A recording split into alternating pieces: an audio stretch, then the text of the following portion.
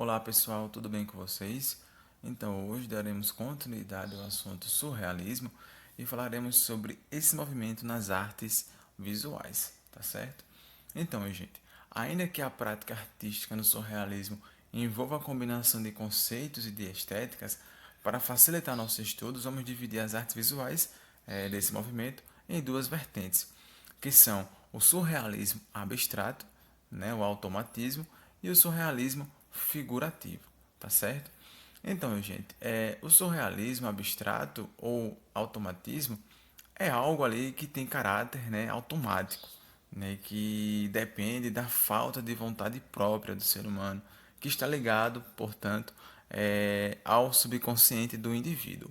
Então, dando continuidade, já falando um pouquinho sobre essa obra aqui de André Masson, certo? Que tem, né, como nome Cavalos Mortos, né? Então, essa obra, pessoal, representa com muita clareza a proposta do automatismo psíquico na arte surrealista, que se distancia da arte figurativa e se aproxima, portanto, da abstração das formas compostas sem o controle excessivo da razão. Então, gente, quando a gente fala em arte figurativa, a gente se refere àquela arte contrária à arte abstrata, certo? É um estilo que está ligado ali, portanto, na representação das formas, certo? Então, dando continuidade, essa arte ela foi feita com tinta e óleo em tons pastel e areia, né, material que confere a textura observada. E percebe-se que nessa tela aí, Masson ele pintou traços contínuos, né, cujas formas não correspondem à realidade, né, à realidade figurativa, certo? Uma vez que em nada se assemelham a figuras de cavalos, não é isso? Pode observar aí na imagem, tá bom? Então, dando continuidade, já falando agora sobre o surrealismo figurativo, que é o hiperrealismo, certo?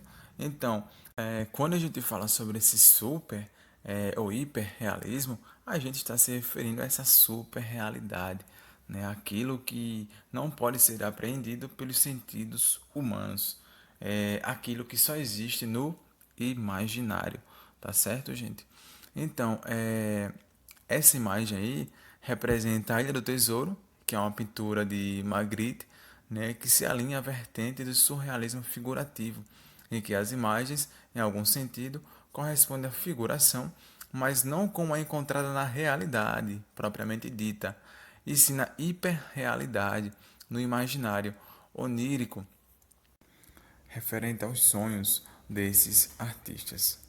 Então, quando a gente fala em arte figurativa, a gente vai se referir à arte da figuração, né? Que estará sempre ligada à expressão de conteúdos inconscientes dos artistas. Tá certo, gente?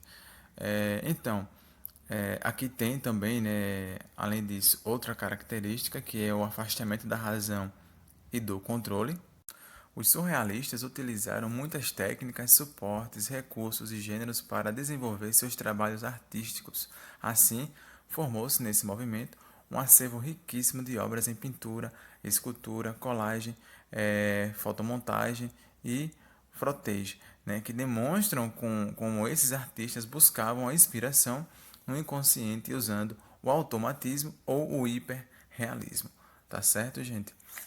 Então, observe aqui nessa reprodução, né, da obra A Porta do Fundo do Mar, de Max Boccolli, no qual ele, embora, né, tenha entrado no grupo dos surrealistas somente em 1947, é possível observar nessa tela os princípios que ligavam sua arte ao movimento na temática, um conjunto de elementos que se aproxima de uma super-realidade, de um mundo maravilhoso, onírico, né, que só existe aí na imaginação, né, no subconsciente. Tá certo, gente? E essa obra aí foi realizada por meio do uso de colagens de gravuras, certo?